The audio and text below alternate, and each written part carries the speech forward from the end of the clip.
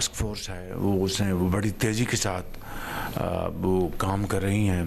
तकरीबन 3000 मेगावाट की उन्होंने बहुत बड़ी मेहनत से और क्रेज़ी से अचीव किए हैं उन्होंने अपने टारगेट्स। अब मज़ीद इंशाअल्लाह इसमें वो आगे मेजर अब जो कंपनीज हैं उनके साथ जो नेगोशिएट कर रहे हैं। अब देखें कि जो सरकारी जो जेनकोस हैं उनका क्या काम है कि वो जनाब कैपेसिटी पेमेंट्स लें, वो सरकार के प्रोजेक्ट्स हैं।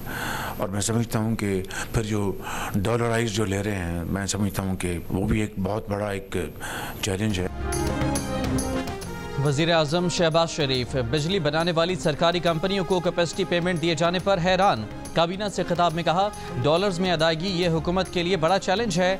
बड़ी कंपनियों से कैपेसिटी चार्जेस पर बात कर रहे हैं, उम्मीद है बिजली जल्द सस्ती करवा लेंगे।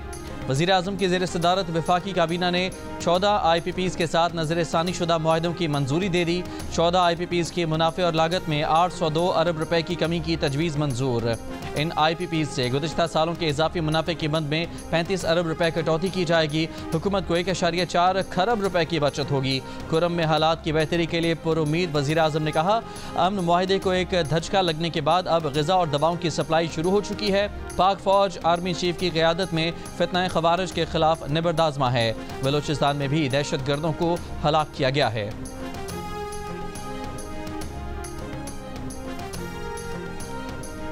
Army chief general Syed Asim Munir ने कहा है कि अवाम और फौज के दरमियान एक ख़ास रिश्ता है। इस रिश्ते में किसी खलीज का झूठा बयानिया बुनियादी तौर पर बैरून मुल्क से एक मखसूस एजेंडे के जरिए चलाया जाता है। जब हम मुत्तहिद होकर चलेंगे तो सूरत हाल जल्द बेहतर हो जाएगी। इंसान खता का पुतला है, हम सब गलतियाँ करते हैं, लेकिन उनको न मानना और सबक न सीखना उससे भी बड़ी गलती है। रियासत है तो सियासत है, खुदा न खास्ता रियासत नहीं तो कुछ भी नहीं। हम सबको बिला तफरीक और तासुब दहशत गर्दी के खिलाफ यकजा होकर खड़ा होना होगा। Army chief general Syed Asim Munir की खैबर पख्तूनख्वा के सियासी कायदीन से पेशावर में बातचीत। कहा, क्या अल्लाह के नज़दीक फसाद फिल अर्ज़ एक बड़ा गुनाह नहीं है? खैबर पख्तूनख्वा में बड़े पैमाने पर कोई ऑपरेशन नहीं किया जा रहा, न ही फितना ख़वारिज की पाकिस्तान के किसी भी इलाके में अमलदारी है। सिर्फ इंटेलिजेंस बेस पर टारगेटेड ऑपरेशन किए जाते हैं।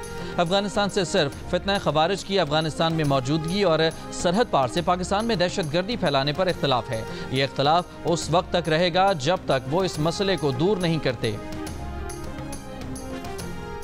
ये सारी उम्र कहते रहे कि NRO मांग रहे हैं और NRO नहीं देंगे, और अब जो मुतालबा सामने आया है उन्होंने कहा है कि जी एग्जेक्टिव ऑर्डर के जरिए जो बंदे मुकदमात में मुलव्वस हैं और जेलों में बंद हैं और जिन पे इंसदाद दहशत गर्दी समेत दीगर जराइम के और करप्शन के केसेस चल रहे हैं, हुकूमत उन्हें रिहा कर दे।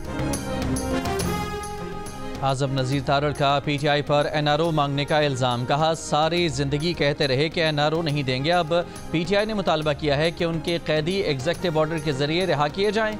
वज़ीर कानून का PTI को अदालत का रास्ता इख्तियार करने का मशवरा। कहा, एग्जेक्टिव ऑर्डर पर तो रिहाई नहीं हो सकती, पाकिस्तान का आइन और कानून इसकी इजाज़त नहीं देता। मैं नाम नहीं लेना चाहता, लोग समझते हैं। वो आते हैं हर दफ़ा एक चूरन लेके आते हैं कि जी आपको मैं विजन देता हूँ 2010 का, आपको मैं विजन देता हूँ 2025 का, आपको मैं विजन देता हूँ कि जी पाकिस्तान इधर का टाइगर बन जाएगा। ओ भाई गिदड़ भी नहीं रहा। शिबली साहब सुन लीजिए, चीन से 3 अरब डॉलर की सरमायाकारी पाकिस्तान में आ चुकी है और C5 की सूरत में पाकिस्तान का 1200 मेगावाट का सबसे बड़ा न्यूक्लियर पावर स्टेशन पे काम शुरू हो चुका है। तासुर ये दिया जाता है कि 190 मिलियन डॉलर खान साहब के अकाउंट में गए हैं, उसमें हुकूमत का कोई ताल्लुक नहीं था। NCA की कंडीशन है कि इस एग्रीमेंट को पब्लिक ना किया जाए। कैबिनेट ने उसको ओके कर दिया, जॉइंट रिस्पॉन्सिबिलिटी होती है। अगर ऐसा है तो फिर खान साहब पे सिर्फ केस नहीं बनता था, पूरी कैबिनेट पे बनता था। दूसरों से आप रसीदें मांगते थे और अपनी रसीदें सारी आपकी जाली निकली। मसला अल कादिर ट्रस्ट का नहीं, मलका मसला 190 मिलियन पाउंड और फिर अल कादिर यूनिवर्सिटी के पीछे छुपोगे। अल कादिर यूनिवर्सिटी में खान साहब का मकसद क्या था कि वो हुजूर सल्लल्लाहु अलैहि वसल्लम की ज़िंदगी यानी सीरतुल नबवी, इसका मेन ऑब्जेक्टिव था कि उसमें तालीम दी जाए। कोई शख्स चोरी करे और कह के मैंने चोरी में से 50 रुपए से मस्जिद बना दी है और अब मेरे खिलाफ चोरी का मुकदमा खत्म किया जाए क्योंकि मैंने तो मस्जिद बना दी है। चोरी के पैसे से मस्जिद बनाने वाला भी चोर है, तो आज चोरी के पैसे से ये उस हस्ती का नाम इस्तेमाल कर रहे हैं। हुकूमत ओपोजिशन मुज़ाकरात की फ़िज़ा सेनेट में तार तार। ओपोजिशन का एहतजाज, हुकूमती अरकान का जवाबी वार, एक दूसरे को ताने तशने और तंजिया जुमले। शिबली फराज ने कहा कि एक शख्स हर रोज़ नया चूरन लेकर आ जाता है, कभी विजन 2025 का, कभी उड़ान प्रोग्राम। मुल्क को एशियन टाइगर बनाने वालों ने गीदड़ बना दिया है। न सियासी इस्तेहकाम आया, न मईशत बेहतर हुई। कौमी एयरलाइन की निजकारी की बात हुई तो सिर्फ एक पार्टी आई। 190 मिलियन पाउंड केस का मकसद बानी पीटीआई को सजा देना था। एक धेला बानी पीटीआई या बुशरा बीबी के अकाउंट में नहीं आया। शिबली फराज के जुमले पर हुकूमती बेंच का शदीद एहतजाज, माजरत करने का मुतालबा। एहसन इकबाल ने कहा कि ये लोग किस मुंह से कौमी एयरलाइन का नाम लेते हैं, इन्होंने ही तो इसे बदनाम किया। कौमी एयरलाइन तबाह करने पर इनके खिलाफ तहकीकात होंगी। सरमाकारी ना आने के दावे भी गलत हैं। चीन से $3 अरब की सरमाकारी आ चुकी है। आजम नज़ीर तारड़ के भी अपोजिशन को लुक में कहा, सारे ऊ करके वापस आ गए हैं।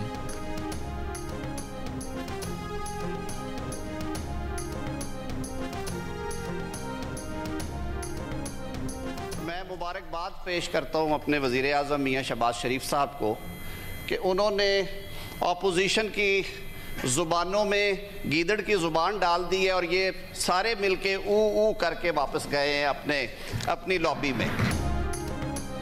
हुकूमत और पीटीआई की कमेटियों की नजरें जुमेरात को होने वाली मुज़ाकरात की तीसरी नशिस्त पर। इजलास दिन 11:30 बजे पार्लियामेंट हाउस में इन कैमरा होगा।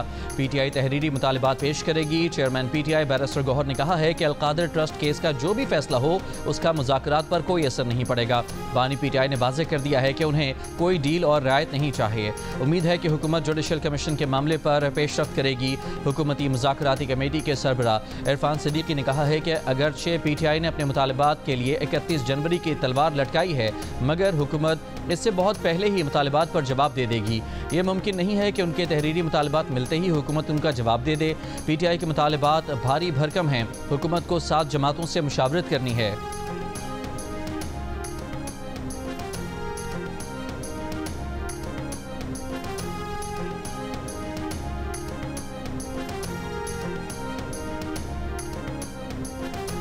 सरबराह JUI मौलाना फजलुर रहमान ने कहा है कि रियासती क़ुव्वतों के खिलाफ नफरतें पैदा की गई। पाकिस्तान से प्यार है तो एक नज़रिए पर जमा होना होगा। विहाड़ी में इस्तेहकाम पाकिस्तान कॉन्फ्रेंस से खिताब में मौलाना ने कहा कि उनकी जमात अवाम को मुत्तहिद करने के लिए कोशा है। मुल्क में तासुबात पैदा करने वाले उलमा नहीं, सियासतदान हैं। मदारिस और उलमा पाकिस्तान की वादानियत की जंग लड़ रहे हैं। पाकिस्तान और दीनी मदारिस का तहफ़्फ़ुज़ अल्लाह करेगा, उन्हें कुछ नहीं हो सकता।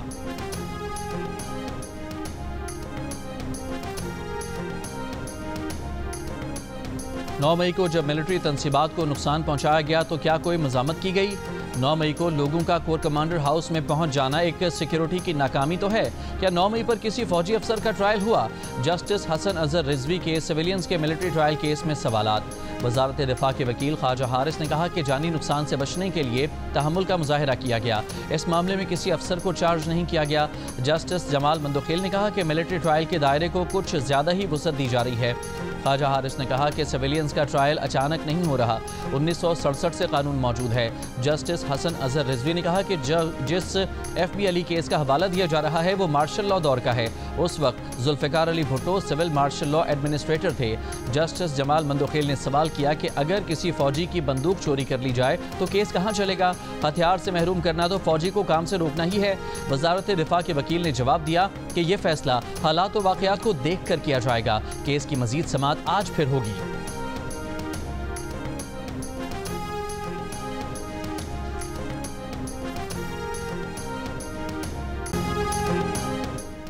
गवर्नर सिंध कामरान टिसूरी की कराची में मगवी बच्चे सारिम के घर आमद। वालिदैन को मगवी बच्चे की बाजियाबी के लिए मुकम्मल ताउन की यकीन दहानी।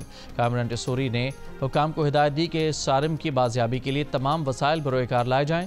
सारिम नॉर्थ कराची से एक हफ्ता कबल मदरसे से वापसी पर लापता हुआ था।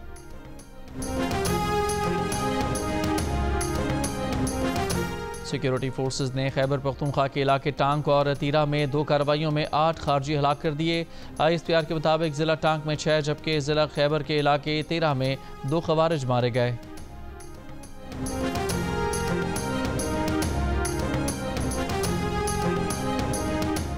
जनूबी कोरिया के मुअत्तल सदर यून सुक योल को गिरफ्तार करने की कोशिश। सदारती महाफिजों ने गिरफ्तारी के लिए आए तफ्तीशकारों को रोक दिया।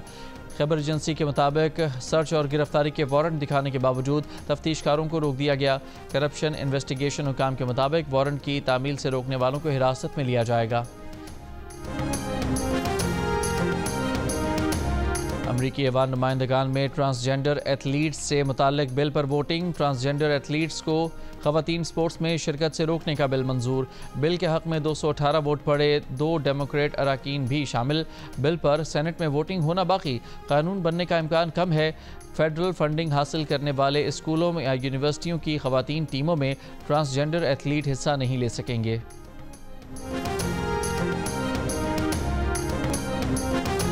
अमरीकी वज़ीर ख़ारजा एंटोनी ब्लिंकन की अटलांटिक कौंसिल में तकरीर के दौरान फ़लस्तीन के हक़ में नारे लग गए। एहतजाज करने वालों ने एंटोनी ब्लिंकन को जंगी जराइम का जिम्मेदार करार दिया। पुलिस ने एहतजाज करने वालों को हॉल से बाहर निकाल दिया।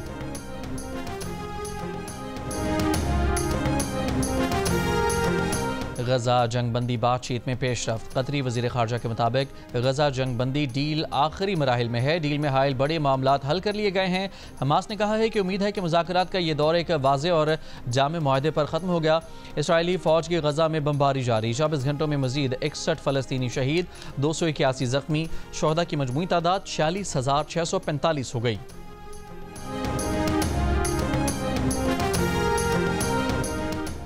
बरतानिया के इंसदाद बदउनवानी की खातून वज़ीर ट्यूलिप सिद्दीक बदउनवानी के संगीन इल्ज़ामात के बाद मुस्ताफ़ी हो गई।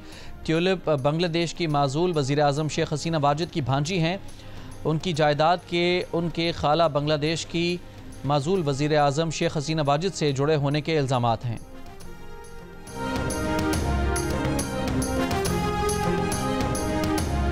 और पाकिस्तान क्रिकेट टीम की वेस्ट इंडीज़ के खिलाफ टेस्ट सीरीज़ की तैयारियां शुरू हो गईं। कौमी टीम की मुल्तान क्रिकेट स्टेडियम में भरपूर प्रैक्टिस। खिलाड़ियों ने फिजिकल ट्रेनिंग के बाद बॉलिंग, बैटिंग और फील्डिंग की प्रैक्टिस की। मेहमान वेस्ट इंडीज़ की टीम आज से मुल्तान में ट्रेनिंग शुरू करेगी। पाकिस्तान और वेस्ट इंडीज़ के दरमियान 2 टेस्ट पर मुश्तमिल सीरीज़ का पहला मैच जुमे से शुरू होगा।